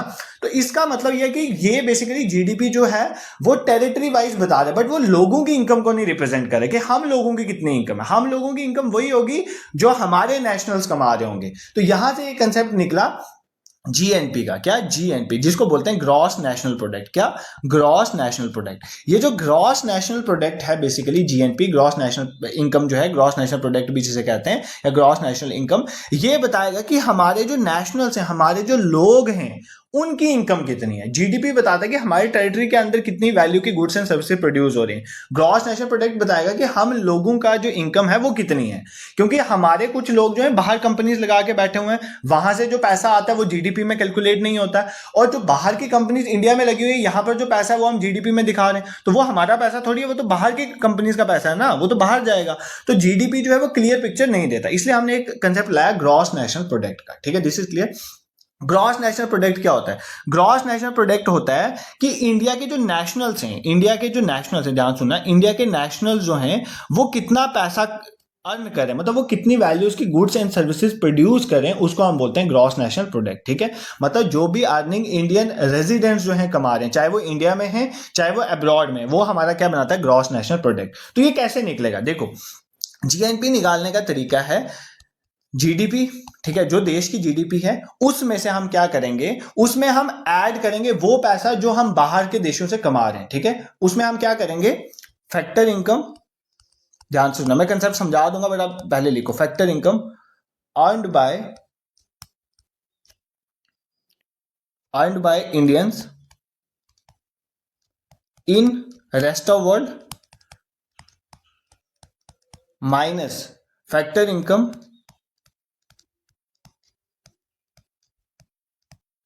Earned bye foreigners in India. देखो, जो हमारी जीडीपी है वो क्या बोल रही है कि इंडिया की टेरिटरी के अंदर कितने रुपए के गुड्स एंड सर्विसेज प्रोड्यूस हो रहे हैं, इसमें फॉरेन नेशनल्स भी हैं और इंडियंस भी कमा रहे हैं। तो इस जीडीपी में जब मैं वो पैसा माइनस कर दूंगा जो फॉरेनर्स इंडिया में कमा रहे हैं, ठीक है, और जो वो पैसा ऐड कर दूंगा जो इंडियंस फॉरेन में कमा रहे हैं, मतलब फैक्टर इनकम की बात करो। फैक्टर इनकम मतलब वो 4 फैक्टर ऑफ प्रोडक्शन, मतलब चाहे वो एंटरप्रेन्योर है चाहे वो लेबर है, ठीक है, ये याद रखना फैक्टर। इसमें रेमिटेंसीज नहीं आते, रेमिटेंसी ट्रांसफर पेमेंट कोई भी इसमें नहीं आती। ट्रांसफर पेमेंट क्या होता है वो मैं बता दूं। ट्रांसफर पेमेंट होता है, मान लो वो ऐसा पैसा जो है जिसको हम फ्री मनी भी कहते हैं, जो हमारे रेस्ट ऑफ वर्ल्ड से हम रिसीव करते हैं, जो फैक्ट्री में काम करके नहीं है, ठीक है, तो ये याद है, वो इसमें इंक्लूड नहीं होती, फैक्टर इनकम इंक्लूड होती है। कई बार बच्चे यहीं पर कंफ्यूज हो जाते हैं। तो जीएनपी क्या होता है, जीडीपी में हम क्या करेंगे, वो फैक्टर इनकम डाल देंगे जो इंडियंस बाहर वर्ल्ड में कमा रहे हैं, और उसमें से माइनस कर देंगे वो फैक्टर इनकम जो बाहर वाले इंडिया से कमा रहे हैं, तो फिर हमारा क्या निकल जाएगा, जीएनपी। तो अगर मैं इसको डायरेक्टली लिखना चाहूं तो ये फॉर्मूला होता है GNP, gross national product is equal to GDP plus net factor income from abroad, NFIA, net factor income from abroad, मतलब जो इंडियंस कमा रहे हैं बाहर से वो हमने ऐड करनी है, और जो बाहर वाले इंडिया से कमा रहे हैं उसको माइनस करना है। ये बन जाता है हमारा ग्रॉस नेशनल प्रोडक्ट। ये हमारे लोगों की इनकम है, इसको बोलते हैं ग्रॉस नेशनल इनकम। ठीक है, अब अगर आपने इधर से, ये तो ग्रॉस इनकम आ गई, अगर आपने NNP निकालनी है, नेट नेशनल प्रोडक्ट, मतलब नेट नेशनल इनकम कितने, तो आप क्या करोगे, ये जो आपकी जीएनपी है उसमें से डेप्रिसिएशन को माइनस कर दो। ये मैं आपको ऑलरेडी भी समझा चुका हूं, ठीक है, यहां तक तो तुम्हें कोई दिक्कत नहीं होनी चाहिए। ठीक है, हमने चारों चीजें, अभी ना थोड़ा ब्रेन को यूज करो, मुझे पानी पीने दो, वापस समझाता हूं। अब थोड़ा ब्रेन लगाओ और जो चारों चीजें मैंने आपको समझाई है ना, उन चारों चीजों को एक बार वापस समझने की कोशिश करो। क्या है चारों चीजें? सबसे पहले मैंने आपको एक चीज समझाई कि हमारी जीडीपी क्या है। हमारी जीडीपी की है इंडिया की टेरिटरी के अंदर, डोमेस्टिक टेरिटरी, मैंने आपको समझा दिया डोमेस्टिक टेरिटरी में क्या क्या आता है। ठीक है, इंडिया की टेरिटरी के अंदर कितने रुपए के गुड्स एंड सर्विसेज प्रोड्यूस हो रहे हैं, वो इंडिया की जीडीपी है। ठीक है, बट इंडिया की जीडीपी जो है वो रियल पिक्चर तो देती ही नहीं कि इंडिया की जीडीपी में वो पैसा भी आ रहा है जो पैसा फॉरेनर्स ने इंडिया में कंपनी लगाई हुई है वो कमा के जा रहे हैं, फायदा तो वो ले रहे हैं। तो मतलब हमें जीडीपी क्लियर पिक्चर नहीं दे। फिर इसमें हमने कंसेप्ट लगाया ग्रॉस नेशनल प्रोडक्ट का। ग्रॉस नेशनल प्रोडक्ट, उसमें हम वो आउटपुट लेते हैं जो इंडियन रेजिडेंट्स कमा रहे हैं, चाहे वो इंडिया में कमा रहे हैं चाहे इंडिया से बाहर कमा रहे हैं। तो वो कैसे निकलता है, जब हम जीडीपी में net factor income from abroad को ऐड कर दें। Net factor income from abroad का मतलब है जब हम जीडीपी में से वो पैसा उसमें ऐड करेंगे जो पैसा इंडियंस बाहर कमा रहे हैं, फैक्टर इनकम, और वो पैसा माइनस करेंगे जो बाहर वाले इंडिया में कमा रहे हैं, तो वो हमारी क्या बनाई जाएगी, वो हमारी बना देगी जीएनपी। ठीक है, इसी में से जब हम डेप्रिसिएशन को माइनस कर देते हैं वो हमारी क्या बन जाती है, नेट नेशनल प्रोडक्ट। यही नेट नेशनल प्रोडक्ट हमारे देश की इनकम है, इसी को बोलते हैं आपकी नेशनल इनकम, मतलब जो हमारे नेशन के लोग हैं ना उनकी इनकम। तो इसीलिए आपके टॉपिक का नाम था मेजरमेंट ऑफ नेशनल इनकम। तो मैंने आपको नेट नेशनल प्रोडक्ट मतलब जो हमारी नेशनल इनकम है वो कैसे निकालते हैं वो सारा बता दे। एक बार मैं आपको सारे फॉर्मूले लिखवा दूंगा, डोंट वरी, बट अभी आपको मुझे एक दो चीजें और बतानी है, उसके बाद आपको ये क्लियर हो जाएगा। ठीक है, और क्या चीज है तुम्हें समझनी है। देखो, अब जैसे मैंने आपको बताया फैक्टर इनकम एक होती है फैक्टर प्राइस, एक होता है मार्केट प्राइस। इसका फर्क तुम्हें पता होना चाहिए, फिर तुम्हें क्लियर होंगी सारी चीजें। ठीक है, एक चीज होती है फैक्टर कॉस्ट, ठीक है, फैक्टर प्राइस या फैक्टर कॉस्ट किसको बोलो। ठीक है, दूसरा हमारे पास हो जाता है, एक चीज होती है फैक्टर का, एक होता है बेसिक प्राइस, ठीक है, बेसिक प्राइस, और तीसरी चीज होती है हमारे पास दैट इज नोन एज, हम जिसको बोलते हैं मार्केट प्राइस। क्या बोलते हैं, मार्केट प्राइस। तीनों में फर्क क्या है, मार्केट, इसका फर्क समझना बहुत जरूरी है। देखो, जो खर्चा हमारा फैक्ट्री में लगा दैट इज नोन है फैक्टर कॉस्ट। उसमें फैक्ट्री में क्या खर्चा लगता है, वही चार चीजें लगती हैं जो मैंने आपको पहले पढ़ा दिया था फैक्टर्स ऑफ प्रोडक्शन में। एक तो वेज जाता है, एक प्रॉफिट जाता है, एक इंटरेस्ट जाता है, और चौथा जो है वो रेंट जाता है लैंड के लिए। ठीक है, तो ये आ गया हमारे पास फैक्टर कॉस्ट। ठीक है, ये आ गई फैक्टर कॉस्ट। अब मान लो आपने एक फैक्ट्री में एक चीज प्रोड्यूस कर दी 100 रुपए की, ठीक है, अब इसमें लगते हैं प्रोडक्शन टैक्सेस। क्या लगते हैं? Production taxes. ठीक है, जब हम फैक्टर कास्ट में प्रोडक्शन टैक्स जो है ऐड कर देते हैं और इसमें से प्रोडक्शन सब्सिडी माइनस कर देते हैं, प्रोडक्शन सब्सिडी माइनस कर देते हैं, तो वो हमारी क्या बन जाती है? वो हमारी बन जाता है बेसिक प्राइस। वो क्या बन जाएगा? Basic price. ठीक है, अब प्रोडक्शन टैक्स या प्रोडक्शन सब्सिडी क्या होती है? ठीक है, मान लो आप, प्रोडक्शन टैक्स का मतलब होता है एक ऐसा टैक्स जो प्रोडक्शन पे लगता है, जो प्रोडक्ट के बेसिस में नहीं है। मान लो प्रोडक्शन और प्रोडक्ट में फर्क क्या है, पहले ये समझो। ठीक है, आप बना रहे हो बर्गर, बर्गर एक प्रोडक्ट है, जो उस कंपनी की जो फाइनल प्रोडक्शन हो रही है, वो प्रोडक्ट का नाम बर्गर है। जो बर्गर के पे प्रोडक्ट टैक्स लगा उसको बोलेंगे प्रोडक्ट टैक्स। बट वो जो बर्गर बनाने में जो टैक्स लगा है, डायरेक्ट होना प्रोडक्शन टैक्स। अब आपको तुम्हें कुछ क्लियर मैं बताता हूं। जैसे मान लो जो रेंट आप दे रहे हो ना, जो आप रेंट दे रहे हो, मान लो जिस जमीन पे आपने जो है बर्गर वाला प्लांट लगाया हुआ है, वो जो उसके लिए आप जो रेंट दे रहे हो, वो रेंट जो है बेसिकली वो क्या आपका प्रोडक्शन टैक्स है। ठीक है, उस पे जो टैक्स लगेगा, मान लो जिस जमीन पे, मान लो आपने गवर्नमेंट लैंड है, गवर्नमेंट लैंड यूज कर रहे हो, गवर्नमेंट का पानी यूज कर रहे हो ना, आप गवर्नमेंट की बिजली यूज कर रहे हो, तो वो जो गवर्नमेंट की आप बिजली, पानी या लैंड यूज कर रहे हो, उसके ऊपर जो टैक्स लगेगा, that is known as production tax. इसका कोई इस प्रोडक्शन टैक्स का ये कोई लेना देना नहीं होता कि आप कितने बर्गर प्रोड्यूस कर रहे हो, 100 बर्गर या मान लो आपने गवर्नमेंट लैंड के ऊपर, अगर मान लो आपने अपनी कंपनी लगाई हुई है, तो आपको मान लो 1 साल का ₹1,00,000 गवर्नमेंट को देना ही है, तो हर साल आपको ₹1,00,000 टैक्स देना। अब उधर आप 1000 बर्गर प्रोड्यूस करो या 2000 प्रोड्यूस करो, गवर्नमेंट को उससे कोई लेना देना नहीं है। ऐसे टैक्स को बोलते हैं प्रोडक्शन टैक्स।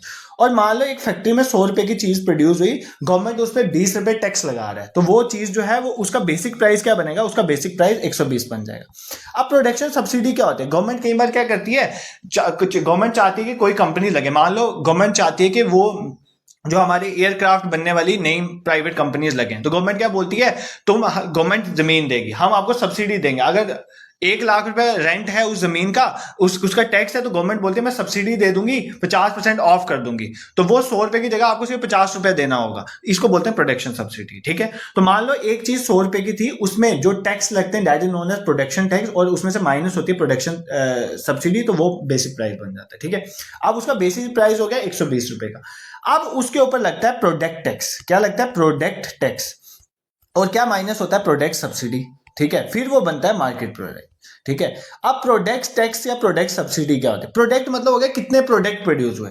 अगर 100, जितना ज्यादा बर्गर प्रोड्यूस होगा उतना ज्यादा टैक्स लगाएगी अगर गवर्नमेंट, तो दैट इज नोन एज मतलब प्रोडक्ट टैक्स। ठीक है, प्रोडक्ट के ऊपर टैक्स है, जितना ज्यादा प्रोडक्ट उतना ज्यादा टैक्स। ठीक है, तो जब किसी बेसिक प्राइस के ऊपर प्रोडक्ट टैक्स लगता है, तो वो क्या बना देता है? मार्केट प्राइस बना देता है। और गवर्नमेंट कई बार सब्सिडी भी देती है, इसलिए हम सब्सिडी को माइनस कर देते हैं। ठीक है, मैंने तुम्हें सिंपली क्या बताया, सिंपली ये बताया कि जो भी आपकी फैक्ट्री में कॉस्ट होती है किसी चीज की, उसके ऊपर क्या लगता है? प्रोडक्शन टैक्स लगता है। क्या लगता है? प्रोडक्शन टैक्स जो है इस पे डिपेंड नहीं करता कि आप कितनी चीजें प्रोड्यूस कर रहे हो, ये फिक्स टैक्स है। तो जब भी एक फैक्टर कॉस्ट के ऊपर प्रोडक्शन टैक्स लगता है, और कई बार गवर्नमेंट सब्सिडी दे देती है, और प्रोडक्शन सब्सिडी को हम माइनस कर दें अगर उसमें से, तो ये हमारा क्या बन जाता है? ये हमारे पास बन जाता है क्या? Basic price. क्या बन जाता है? Basic price. अब इस बेसिक प्राइस के ऊपर हम क्या लगाते हैं? बेसिक प्राइस के ऊपर हम लगाते हैं basically product tax. Product tax मतलब कितना चीजें कितनी प्रोड्यूस हो रही हैं। ठीक है, और अगर उसमें से मैं प्रोडक्ट सब्सिडी को माइनस कर देता हूं, प्रोडक्ट सब्सिडी को माइनस कर देता हूं, तो वो मेरा क्या बन जाता है? किसी चीज का मार्केट प्राइस। क्या बन जाता है? Market price. ठीक है, तो आप देखो बेसिकली ये मैं फैक्टर कॉस्ट और मार्केट प्राइस इसलिए बता रहा हूं क्योंकि हमारे देश में और डिफरेंट कंट्री में डिबेट चलती है कि जीडीपी जो है वो फैक्टर कॉस्ट में कैलकुलेट होनी चाहिए कि मार्केट प्राइस में कैलकुलेट होनी चाहिए। तो फैक्टर कॉस्ट और मार्केट प्राइस में फर्क क्या है? फैक्टर कॉस्ट में बेसिकली क्या होता है? सिर्फ फैक्टर्स ऑफ प्रोडक्शन में जो खर्चा है वो लिया जाता है। मार्केट प्राइस में पहुंचते पहुंचते उसमें प्रोडक्शन टैक्स भी लग जाता है और प्रोडक्ट टैक्स भी लग जाता है। क्यों? क्योंकि फैक्टर कॉस्ट में जब प्रोडक्शन टैक्स लगता है तो बेसिक प्राइस बनता है, और बेसिक प्राइस में जब प्रोडक्ट टैक्स लगता है तो मार्केट प्राइस बनता है। तुम्हें पेपर में क्वेश्चन आ सकता है, what is the difference between production and product tax. आपको बोलेगा कि प्रोडक्ट टैक्स जो होता है वो किस पे डिपेंड करता है कि कितने वॉल्यूम ऑफ गुड्स प्रोड्यूस हुए। तो बिल्कुल ये डिपेंड करता है कि कितना गुड्स, आपका वॉल्यूम ऑफ गुड्स प्रोड्यूस। अगर 500 बर्गर प्रोड्यूस हो रहा है तो कम टैक्स लगेगा, 1000 प्रोड्यूस हो रहा है तो ज्यादा टैक्स लगेगा। ये वॉल्यूम ऑफ गुड्स पे डिपेंड करता है। और प्रोडक्शन टैक्स जो है ये वॉल्यूम ऑफ गुड्स पे डिपेंड नहीं करता। मान लो आपने किसी एक जमीन के ऊपर प्लांट लगाया हुआ है, फिर तुम दिन रात काम करके 1000 बर्गर बनाओ या दिन के 500 बर्गर बनाओ, तुम्हें एक फिक्स जो है लैंड का टैक्स जो है गवर्नमेंट को देना पड़ेगा। That is known as production tax. तो अब देश में ये कहीं बहुत डिबेट रहती है कि फैक्टर कास्ट पे जीडीपी कैलकुलेट होनी चाहिए या मार्केट प्राइस पे जीडीपी कैलकुलेट होनी चाहिए या बेसिक प्राइस में कैलकुलेट होनी चाहिए। ये आपको मैंने यहाँ पर समझा दिया, ठीक है। तो हमारी जो जीडीपी जो कैलकुलेट होती है, हमारी जो नेशनल इनकम जो है वो एनएनपी एट फैक्टर कॉस्ट होती है। क्या होती है? एनएनपी एट फैक्टर कॉस्ट, ठीक है। तो हमारी जो नेशनल इनकम है बेसिकली वो क्या है? NNP, net national product. Net national product है, ये मैं आपको पहले समझा दिया था, बट हम कैलकुलेट किस में करते हैं? फैक्टर कॉस्ट में कैलकुलेट करते हैं। अभी पीछे रिकमेंडेशन आई थी इसको मार्केट प्राइस पे करने के लिए, बट जो हमारी है वो किस पे जो है? फैक्टर कॉस्ट में हम इसको कैलकुलेट करते हैं, ठीक है। कई बार हम इकोनॉमिक ग्रोथ को जो है बेसिकली मार्केट प्राइस पे भी कैलकुलेट करते हैं, ठीक है। तो वो भी आप देख लें, बट जो है नेशनल इनकम जो है वो फैक्टर कॉस्ट में, इतना तुम्हें क्लियर होना चाहिए, ठीक है। तो इसी को बोलते हैं जो हमारी नेट नेशनल प्रोडक्ट ही जो बेसिकली हमारी नेशनल इनकम है एट द फैक्टर कॉस्ट। इसमें तुम्हें कोई दिक्कत नहीं होनी चाहिए, ठीक है। फिर अब जीडीपी में एक और कंसेप्ट है जहां से पेपर में क्वेश्चन आता है, व्हाट इज। एक बार ये पूरा पढ़ने के बाद ना, और 10-15 मिनट की बात है, ये पूरा क्लियर हो जाएगा आपका नेशनल इनकम। फिर मैं एक बार लास्ट में आपको ये सारा रिवाइज करूंगा, फिर हम आगे चलेंगे, क्योंकि बाकी जो 2 टॉपिक्स हैं उसमें कोई दिक्कत नहीं, ये टॉपिक ही जो है लेंदी है, ठीक है। एक होता है हमारी रियल जीडीपी क्या होती है, और दूसरा जो है हमारा नॉमिनल जीडीपी क्या होता है। ये कंसेप्ट इसके रिलेटेड भी कई बार एग्जाम में क्वेश्चन पूछता है, ठीक है। रियल जीडीपी और नॉमिनल जीडीपी में क्या फर्क है, ठीक है। अब देखो होता क्या बेसिकली, अब मान लो, सिंपल समझेंगे, मान लो क्या हुआ 2022 में हमने जो क्या प्रोड्यूस किया, 2022 में हमने 4 बर्गर प्रोड्यूस किए और हर एक बर्गर का प्राइस 25 रुपए था, ठीक है। तो कितने रुपए के बर्गर प्रोड्यूस हुए? 100 रुपए के बर्गर प्रोड्यूस हुए।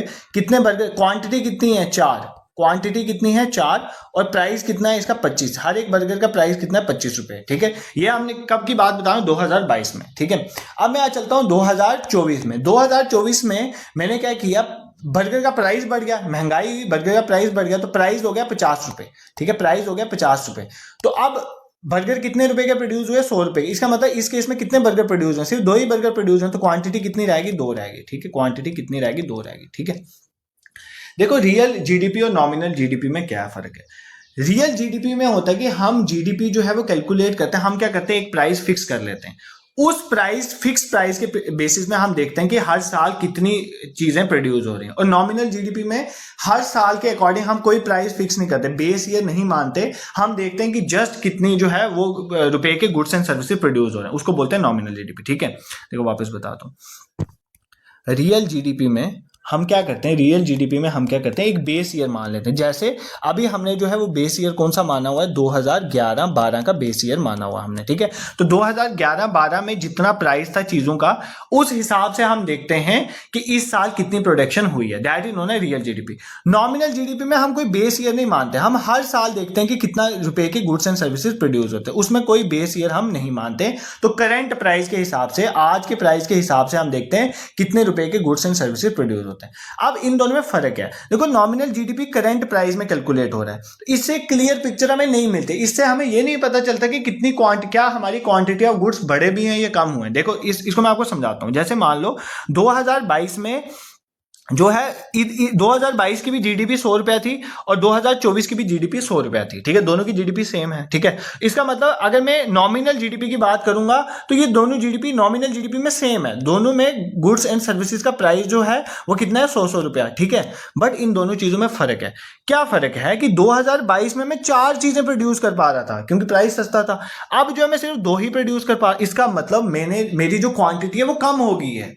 इसका मतलब जो है रियल जीडीपी में ये कम दिखेगा, क्योंकि रियल जीडीपी जो है उसमें मैंने एक प्राइस फिक्स कर लिया होता है। मान लो मैंने यही प्राइस फिक्स कर लिया 25 रुपए, तो मैं देखूंगा 25 रुपए के हिसाब से अगर उस टाइम में 4 गुड्स प्रोड्यूस कर पा रहा था, तो अभी तो मैं जस्ट 2 गुड्स ही प्रोड्यूस कर पा रहा हूं। तो मतलब कहने का मतलब ये है कि जो नॉमिनल जीडीपी होता है, नॉमिनल जीडीपी जो करंट प्राइस में होता है, इससे क्या होता है, इससे हमें ये नहीं पता चलता कि कितनी quantity of goods and services produce हो रहे हैं, ठीक है। क्योंकि नॉमिनल जीडीपी के हिसाब से तो 2022 में भी 100 रुपया की जीडीपी है देश की, और अभी 2024 में भी 100 रुपया है, तो इसके हिसाब से तो जीडीपी सेम है ना।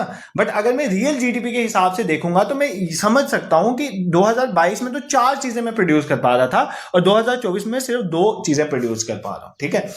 इसका मतलब जो है आपका जो रियल जीडीपी है, आपका जो रियल जीडीपी है वो बेसिकली आपको क्या रिप्रेजेंट करता है कि क्वांटिटी में कितनी ग्रोथ हुई है, ग्रोथ इन क्वांटिटी, कितनी चीजें आपकी बढ़ी हैं, तो वो आपकी रियल जीडीपी रिप्रेजेंट करता है। बट जो आपका नॉमिनल जीडीपी है, नॉमिनल जीडीपी आपका सिर्फ जो है ग्रोथ इन क्वांटिटी रिप्रेजेंट नहीं करता, ये बेसिकली ग्रोथ वैल्यू में रिप्रेजेंट करता है। वैल्यू में आपकी क्वांटिटी भी आ जाती है तो प्राइस भी आ जाता है। मतलब मान लो अगर आपने जीडीपी देखनी है कि क्वांटिटी कितनी बड़ी, मेनली तो हमें क्वांटिटी देखनी चाहिए ना कि 2022 में हम कितने गुड्स एंड सर्विसेज प्रोड्यूस करवा रहे थे, उनकी क्वांटिटी क्या थी, और 2025 में हम कितनी प्रोड्यूस कर पा रहे हैं। तो अगर आपने क्वांटिटी में ग्रोथ देखनी है तो आप रियल जीडीपी कैलकुलेट करो, और अगर आपने सिर्फ वैल्यू में देखनी है, मतलब क्वांटिटी प्लस प्राइस दोनों की मिला के देखनी है, तो नॉमिनल जीडीपी कैलकुलेट करो। ठीक है, तो बेसिकली जो रियल जीडीपी है वो किसी एक हम फिक्स प्राइस फिक्स कर लेते हैं, फिर हमें पता, देखो ना, कोई भी जो भी चीज प्रोड्यूस होगी उसकी वैल्यू कितनी होगी वो दो चीजों पे डिपेंड, उसका प्राइस कितना और quantity, price into quantity is equals to value. तो अगर आप प्राइस को फिक्स कर लोगे तो आपको पता चल जाएगा ना कितनी quantity of goods and services produce. तो अगर आप प्राइस को फिक्स कर लेते हो तो वो रियल जीडीपी, अगर आप करंट प्राइस के हिसाब से देखते हो तो वो nominal GDP. This is clear, इसमें कोई दिक्कत तुम्हें नहीं होनी चाहिए।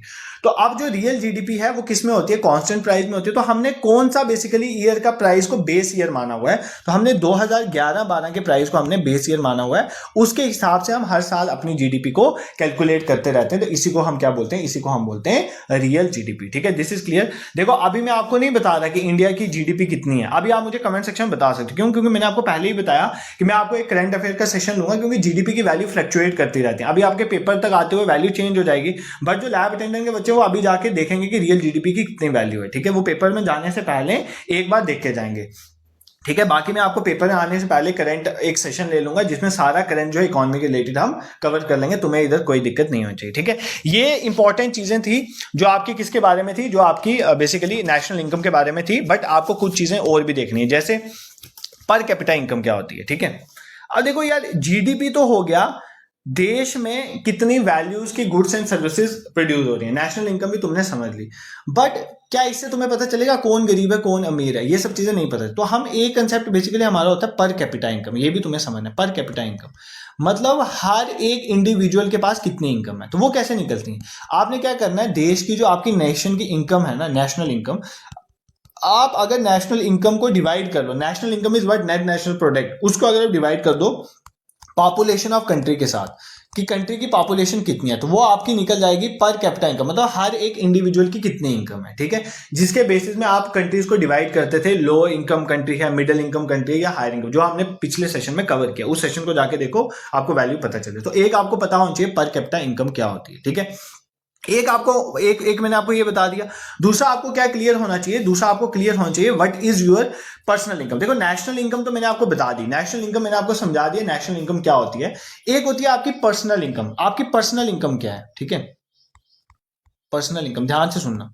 ठीक है, पर्सनल इनकम क्या है, देखो मान लो जो आपकी नेशनल इनकम निकली, ठीक है, net national product at factor cost, जो आपकी नेशनल इनकम निकली, उसमें से अगर मैं क्या करूं, देखो जो भी आपकी नेशन देश की इनकम है, उसमें से जो आपकी कंपनी है, जो मान लो आप पर्सनल इनकम पे जा रहे हो ना, मतलब आपने देश की इनकम से, जो पूरे देश की इनकम है, वहां से पर्सनल इनकम पे जाना है। आप उस नेशनल इनकम से क्या कुछ चीजें माइनस करो, क्या माइनस करोगे, मान लो जो प्रॉफिट अभी डिवाइड, मान लो एक कंपनी आपकी उसमें 10 बंदे हैं तो सबका प्रॉफिट डिवाइड होगा, तो आप उस अनडिस्ट्रीब्यूटेड प्रॉफिट, जो अभी प्रॉफिट डिवाइड नहीं हुआ, आप उसको डिवाइड करोगे, उस अनडिस्ट्रीब्यूटेड प्रॉफिट को माइनस करोगे। आप और क्या करोगे, इसी में से नेशनल इनकम में से आप किसको माइनस करोगे, कॉर्पोरेट टैक्स, मान लो आपने कोई टैक्स पे किया तो उसको भी माइनस करोगे, कॉर्पोरेट टैक्सेस को।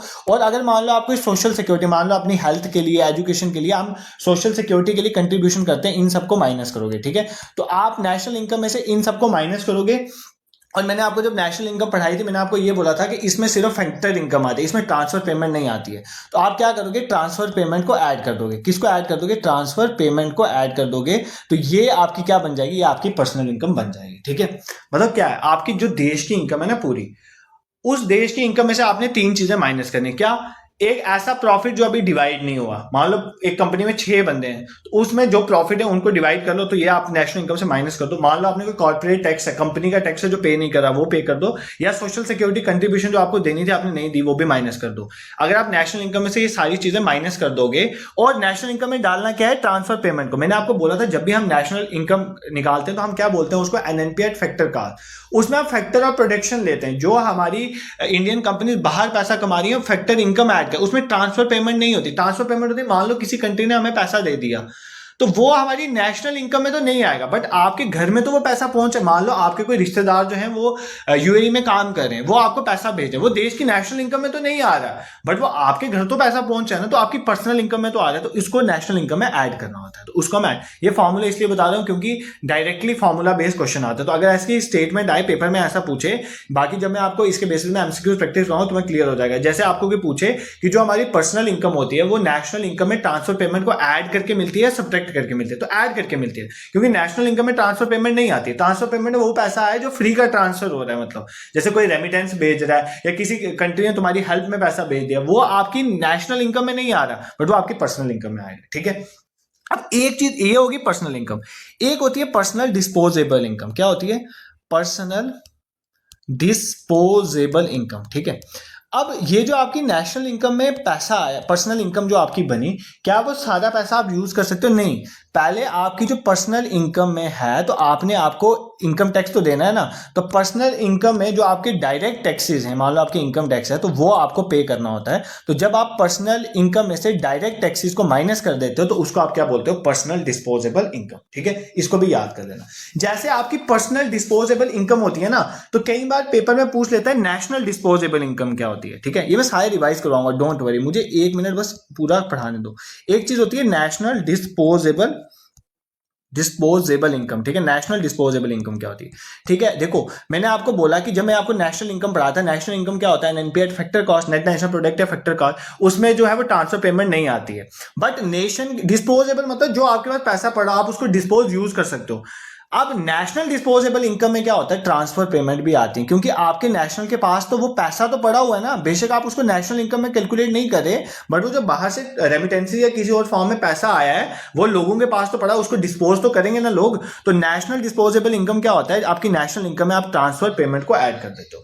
ये मैं इसलिए फॉर्मूले समझा रहा हूं थोड़े बहुत, क्योंकि कई बार पेपर में आपको पूछ सकता है, तो इसलिए मैं आपको ये क्लियर करवा देता हूं। ठीक है, क्योंकि पेपर में अगर क्वेश्चन आएगा तो तुम इजिली इसको कर लोगे। ठीक है, इसको छोड़ के और क्या है? देखो अब आपने पढ़ा नेशनल इनकम, तो इंडिया में नेशनल इनकम को कैलकुलेट करने के लिए क्या कभी पहले फर्स्ट टाइम अटेम्प्ट किया हुआ? कई बार ऐसा पूछ लेता। देखो पहली बार नेशनल इनकम को एस्टिमेट करने का अटेम्प्ट जो है वो किसने किया था? फर्स्ट टाइम नेशनल इनकम को एस्टिमेट करने का अटेम्प्ट जो है वो किया था बेसिकली दादा भाई नौरोजी, जिनको ग्रैंड मैन ऑफ इंडिया भी कहते हैं। तो दादा भाई नौरोजी को आपने याद रखना है, इन्होंने सबसे फर्स्ट टाइम जो है नेशनल इनकम को जो है एस्टिमेट करने का जो है ये बेड़ा उठाया था 1867-68 की बात है। ठीक है, उस टाइम उन्होंने बोला था कि जो लोगों की पर कैपिटा इनकम है वो 20 रुपए के पास है। पर कैपिटा इनकम, मैंने आपको पर कैपिटा इनकम इसलिए पहले ही समझा दिया। ठीक है, जो पहली बार साइंटिफिक मेथड लगाया था नेशनल इनकम को कैलकुलेट करने के लिए, ठीक है, साइंटिफिक मेथड यूज किया। दादा भाई ने साइंटिफिक मेथड थोड़ी लगाया था, ये इन्होंने एस्टिमेट कर रहे थे।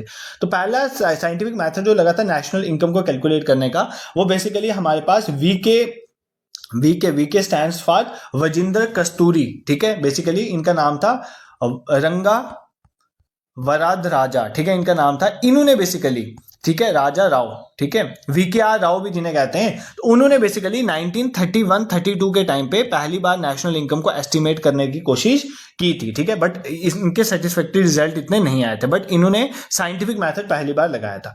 पहला जो ऑफिशियल अटेम्प्ट हुआ था ऑफिशियल पर्पस के बेसिस में, उसके लिए एक नेशनल इनकम कमेटी बनाई थी, जिसको हेड कौन करे थे? जिसको हेड करे थे पीसी महालोनोबिस। ठीक है, पीसी महालोनोबिस, ठीक है, ये हेड करे थे। इन्होंने बेसिकली 1949 में सबसे पहले जो है वो कैलकुलेट करने की कोशिश करी थी नेशनल इनकम को, और इन्होंने बोला था कि इंडिया की जो नेशनल इनकम है इसके बेसिस में वो 8710 रुपये करोड़ थी। ठीक है, बेसिकली कितनी है? 8710 करोड़ रुपया इंडिया की, इन्होंने बोला था क्या है, एक तरह की नेशनल इनकम है। और इसमें इन्होंने जो पर कैपिटा इनकम, मतलब हर एक बंदे के पास पैसा कितना है? 225 रुपये है। ठीक है, ये कब की बात है? 1948। ये फैक्चुअल चीजें हैं, बट कई बार आपको पेपर में पूछ लेता है, इसलिए मैंने आपको थोड़ा सा इनको आइडिया दे दिया। ठीक है, अब इंडिया में जो है वो नेशनल इनकम कैलकुलेट कौन करता है? किसका काम है ये सब? जीडीपी जीएनपी वगैरह कैलकुलेट, ये हमारी एक मिनिस्ट्री है, that is ministry of statistics and programme implementation. इसका काम है बेसिकली करना है। इसके अंदर एक स्टैटिस्टिक्स विंग आती है ना, स्टैटिस्टिक्स विंग आती है जिसको बोलते हैं नेशनल स्टैटिस्टिक्स ऑफिस, क्या स्टैटिस्टिक विंग है जिसको क्या बोलते हैं basically, NSO, national statistics office. इसका काम है बेसिकली हमारे देश की जीडीपी वगैरह कैलकुलेट करना। देखो पहले दो ऑर्गेनाइजेशन होती थी इसके अंदर, एक होता है सीएसओ, सेंट्रल स्टैटिस्टिकल ऑफिस, एक होता था NSSO, national sample survey organisation. उन दोनों को कंबाइन करके हमने क्या कर दिया, उसको मर्ज कर दिया हमने अभी रिसेंटली पीछे 2019 में आई थिंक। तो अब बन गया एनएसओ, नेशनल स्टैटिस्टिकल ऑफिस। इसका काम है हमारे देश की जीडीपी वगैरह को कैलकुलेट करना, ये आपने याद रखना। तो ये कौन सी मिनिस्ट्री के अंदर आता है, MOSPI ministry, ministry of statistics and programme implementation के अंदर आता है। जो हमारा एनएसएसओ था उसको सीएसओ के साथ मिला दिया है। अब वो बेसिकली किसके अंदर ही काम कर रहा है, एनएसओ का। कब हुआ था, 2019 में ये अप्रूवल हुआ था, ठीक है। इन दोनों को मर्ज कर दिया। तो इनका काम ये क्या कैलकुलेट करना, हमारे देश की जीडीपी को कैलकुलेट करना। I hope this is clear to you, तुम्हें कोई दिक्कत नहीं होगी। देखो ये आपका था जो आपके टॉपिक मेंशन थे, लैब अटेंडेंट वालों के जीडीपी, जीएनपी, ठीक है, ये सारी चीजें यहां पर ही थी। तो ये आपको मैंने अपनी तरफ से पूरा समझाने की कोशिश करी है। बाकी जो फाइनेंस अकाउंट असिस्टेंट वाले बच्चे हैं, आपको देखो इसके साथ तुम्हें ये करना है कि तुम्हें पेपर में जाने से पहले जो जीडीपी, जीएनपी वगैरह की जो वैल्यूज है ना, वो एक बार देख लेनी है, ठीक है।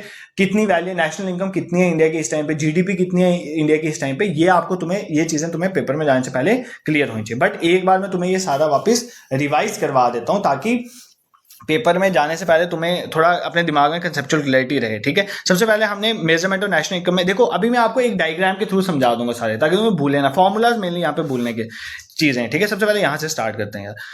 तो मैंने आपको बताया था सर्कुलर फ्लो ऑफ इनकम में अगर मैं सिर्फ इंटरप्राइज और हाउस होल्ड में लूं, तो इंटरप्राइज जो मान लो गुड्स प्रोड्यूस कर रहा है, तो उसकी वैल्यू अगर हम देख लें प्रोडक्ट या वैल्यू मेथड से, तो वहां से जीडीपी निकल जाएगी। या कितना खर्चा कर रहा है कोई सेक्टर, एक्सपेंडिचर मेथड है, या जो डिफरेंट फैक्टर प्रोडक्शन उनको कितनी इनकम मिल रही है, उसके बेसिस में जीडीपी निकाल सकते हो। तीनों मेथड मैंने आपको यहाँ पर एक्सप्लेन किए थे, इनकम मेथड, एक्सपेंडिचर मेथड और दिस, ठीक है। उसमें क्या क्या चीजें हमने देख ली। अब यहाँ से आपको मेन समझना है कि जीडीपी क्या होता है, कि इंडिया की टेरिटरी के अंदर, डोमेस्टिक टेरिटरी के अंदर जितने भी value of goods and services produce हो वो इंडिया की जीडीपी, चाहे वो टेरिटोरियल वाटर्स है हमारा, ठीक है, चाहे वो शिप्स एंड एयरक्राफ्ट हैं, चाहे वो ऑयल एंड नेचुरल गैस है हमारा, ठीक है। तो ये सारी जो है बेसिकली, ये सारी जो है किस में आते हैं, हमारी जीडीपी में, ठीक है।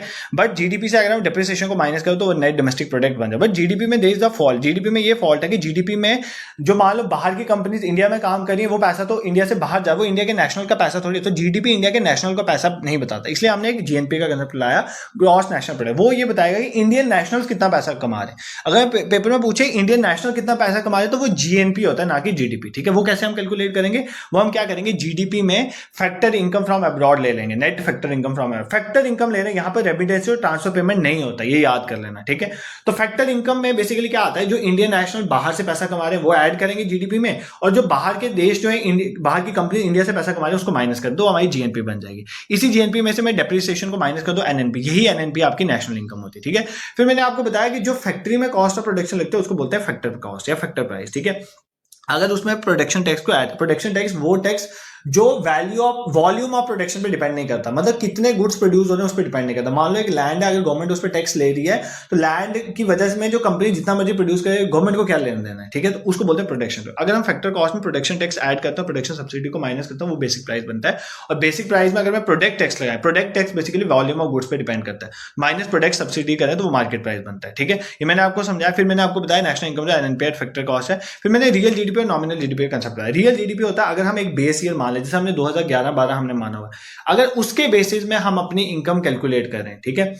2011-12 के बेसिस में अगर हम जो है अपनी इनकम कैलकुलेट कर रहे हैं, तो वो हमारी एक बेसिकली कौन सी होगी, रियल जीडीपी। नॉमिनल जीडीपी होता है जो करंट प्राइसेस में।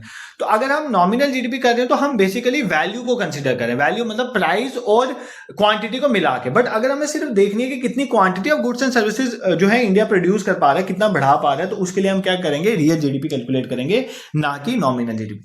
यहीं से स्टेटमेंट घुमा के तुम्हें पेपर में पूछेगा। अगर तुम्हें कंसेप्ट क्लियर है तो मुझे नहीं लगता कि तुम्हें पेपर में कोई गड़बड़ होनी चाहिए, ठीक है। उसके बाद हम क्या बात करेंगे, उसके बाद हम बात कर रहे थे, उसके बाद हमने देखा पर कैपिटा इनकम। हमारे नेशनल इनकम को डिवाइड कर दो पॉपुलेशन करने, वो हमारी पर कैपिटा पर्सनल इनकम के देखो, जो भी नेशनल इनकम है उसमें से जो अनडिस्ट्रीब्यूटेड प्रॉफिट है उसको माइनस करो, कॉर्पोरेट टैक्स को माइनस करो, सोशल सिक्योरिटी जो करने उसको माइनस करो, और ऐड क्या करना है नेशनल इनकम में, ट्रांसफर पेमेंट, वो हमारी पर्सनल इनकम बन जाएगी। बट पर्सनल इनकम में हमने अभी डायरेक्ट टैक्स नहीं दिया, तो जब हम उसको डायरेक्ट टैक्स दे देंगे तो वो हमारी पर्सनल डिस्पोजेबल है, मतलब जो आप डिस्पोज कर सकते हो, जो पैसा आप यूज कर सकते हो, ठीक है।